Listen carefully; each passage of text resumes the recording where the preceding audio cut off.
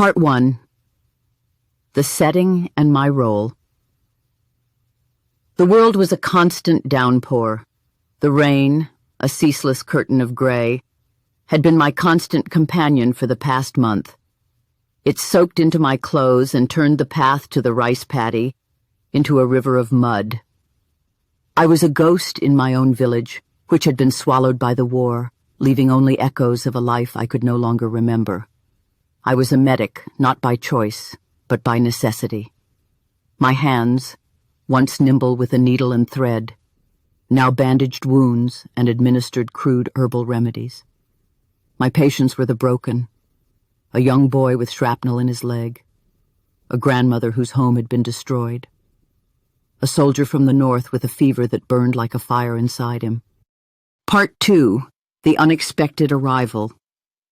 One night, the sound of a helicopter shattered the silence. It was an angry, close roar, not the distant whirring I was used to.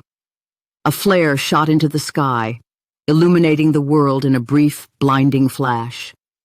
I saw them then, American soldiers, their faces painted with camouflage, their eyes wide with fear and fatigue.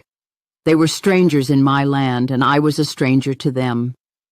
They found me by the glow of my lantern, a young woman holding a bowl of rice for a shivering soldier. A medic among them, a man with kind eyes and a face etched with a weariness I understood, approached me. He pointed to his own leg, a grimace on his face. I saw the blood seeping through his fatigues. Part 3. A Moment of Shared Humanity. The language barrier was a chasm between us, but the language of pain was universal.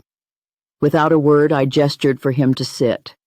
I cleaned his wound, my movements precise and steady. He watched me, a mix of suspicion and awe in his gaze. I didn't see an enemy. I saw a man in pain. He didn't see a Viet Cong. He saw a person trying to help. For a moment, in the middle of a war that had torn our worlds apart, we were just two people, one helping the other. Part 4. The Lasting Gift. As the helicopter returned to lift them out, the American medic gave me a small metal tin. Inside, I found a sterile bandage and a small sealed packet of antibiotics, things more valuable than gold in my world. He didn't say goodbye, just gave a nod of his head, a gesture of silent gratitude. I watched them go, the sound of the chopper fading into the distance. The war was still raging, the rain still fell, but in my hand I held a small tin, a fragile bridge built on a moment of shared humanity. Cantina?